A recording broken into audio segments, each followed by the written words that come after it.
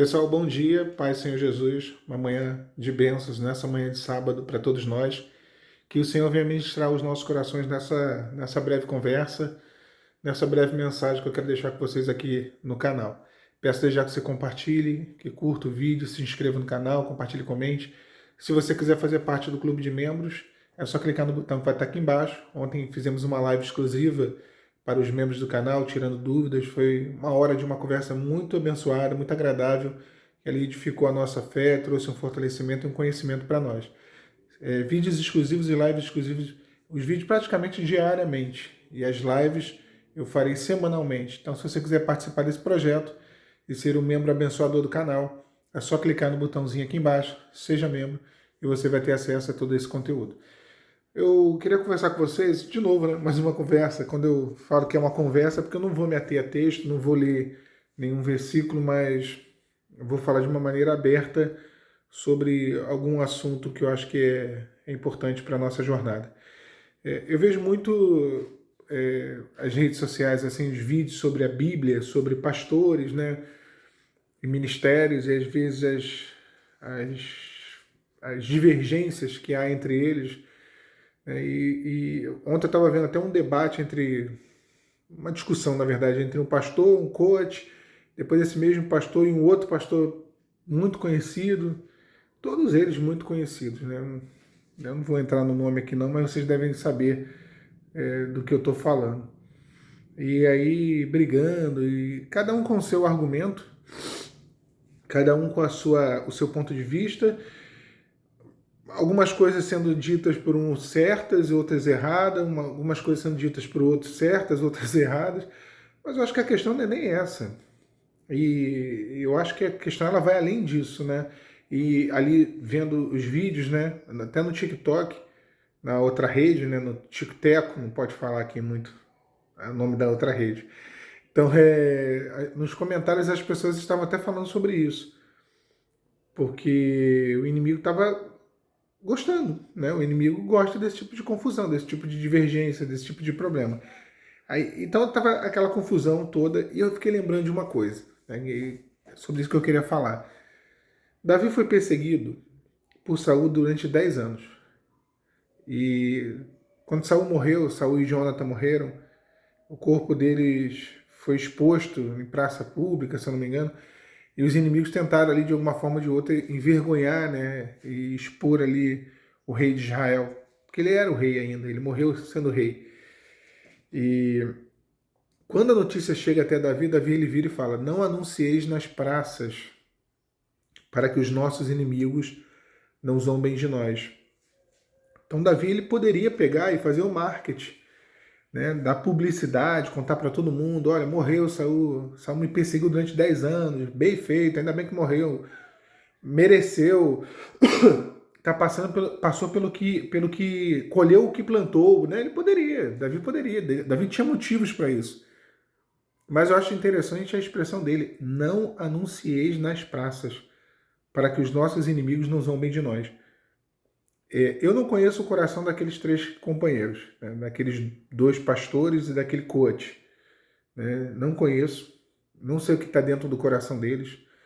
Não sei quem ali está com a verdade, quem está com a mentira, quem faz por dinheiro, quem faz por vocação, por amor ao evangelho. Não conheço, não sou Deus, não sou fiscal do agir de Deus na vida de ninguém.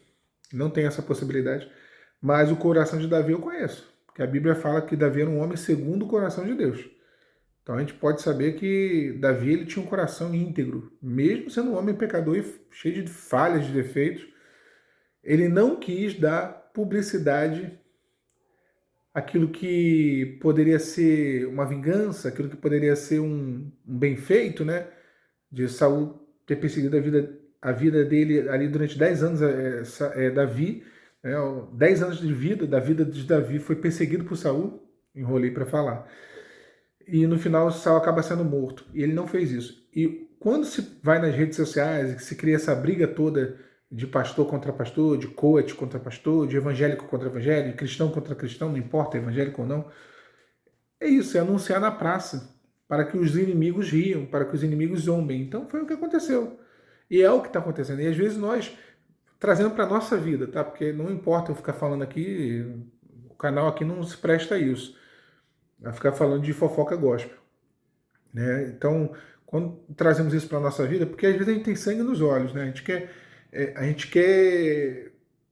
quer que a pessoa escorregue na casca de banana, principalmente a pessoa que fez tanto mal no passado recente, ou ainda está fazendo, quando faz tanto mal a nós.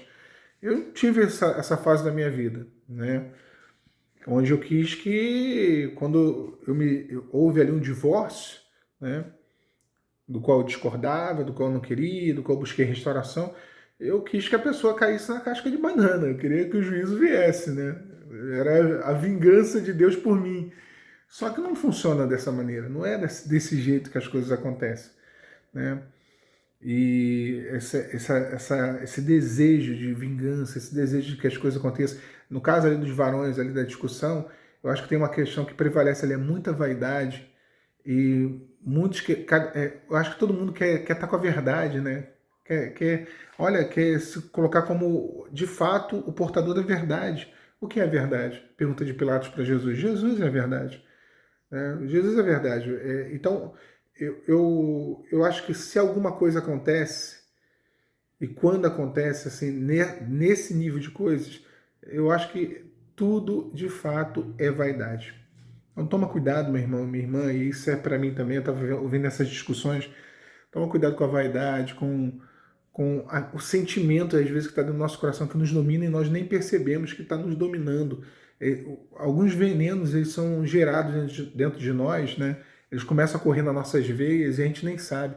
Paulo diz assim, Paulo, o escritor de Hebreus, diz assim, que ninguém se prive da graça de Deus para que nenhuma raiz de amargura brotando vos perturbe e contamine a muitos. Então, assim, é a raiz de amargura, quando você cria um ressentimento para a pessoa, e é isso que eu vi ali naquela questão dos pastores e do coach, é que tá todo mundo ressentido. Um tá ressentido porque o outro cresceu demais, o outro tá ressentido porque o outro falou algo que não era para ser dito, o outro tá ressentido porque tá todo mundo ressentido, tá todo mundo. Uns dizem, eu sou de Paulo, outros dizem, eu sou de Apolo. É a mesma coisa, tá repetindo aquilo que está no texto no texto bíblico de Atos dos Apóstolos e nas cartas de Paulo, onde um brigava com o outro, os seguidores de Apolo brigavam com os seguidores de Paulo, dizendo, não, eu sou de Paulo. Cristo é quem dá o crescimento. Não importa se um é se o outro que está falando, se a mensagem de um, a mensagem do outro. Cada um pertence a uma tribo. Se Israel tinha 12 tribos, nisso eu concordo com o que um deles diz.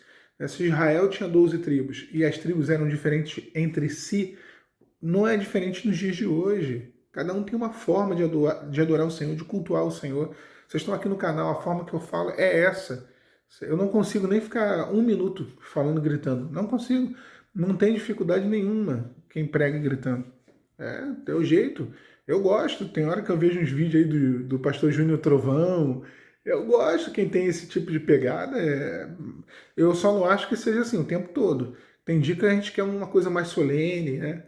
Eu sou aqui do Rio, no Rio tem muito essa questão do fogo. Só que tem uma hora que você quer uma coisa mais solene, vem aquela coisa mais. Mas cada um tem o seu jeito, cada um tem a sua forma, não tem dificuldade nenhuma. É a multiforme graça de Deus. A graça de Deus não segue um método, um padrão, por isso que ela é multiforme, ela tem diversas formas. E eu acho que ali faltou esse entendimento. E aí, para finalizar aqui, no sentido no nosso sentido, na nossa vida, no nosso contexto. Não se preste a ser o dono da verdade, ou a dona da verdade. Não se preste. Não critique o irmão, a irmã, a custo de nada. O ser humano tem uma predisposição de julgar, de condenar. Né? A gente tem essa predisposição. Tem gente até que argumenta que não, olha, primeiro tira a trave do teu olho e depois você pode julgar. Não, o texto já começa dizendo, não julgueis, para que não seja julgado. Então, assim, não julga não, a gente não conhece o coração da pessoa. O coração do homem é um segredo, é um mistério. E às vezes a gente condena as pessoas, a gente critica as pessoas, a gente não sabe o que está dentro do coração da pessoa. De repente o coração da pessoa está mais certo que o nosso. Né? Então, cuidado com isso. Ou então, às vezes, é o contrário. Você está pensando que a pessoa está com o coração bom, puro, limpo, e está cheio de coisa podre ali dentro daquele coração. Então, finalizo aqui com o texto de Romanos, onde Paulo diz, Não julgueis nada antes do tempo, até que venha o Senhor, que trará à luz as obras escondidas das trevas e dará a cada um segundo a sua recompensa. Deixa Deus julgar. O Senhor sabe de coisas que nós não sabemos. Deus vê aquilo que nós não vemos. Deus, quanto ao Senhor, seus olhos percorrem a terra para fazer firme aquele cujo coração é totalmente dele. Deus está vendo. Deus é o justo juiz, tá bom? Só essa palavra rápida nessa manhã de sábado para vocês. A paz do Senhor Jesus.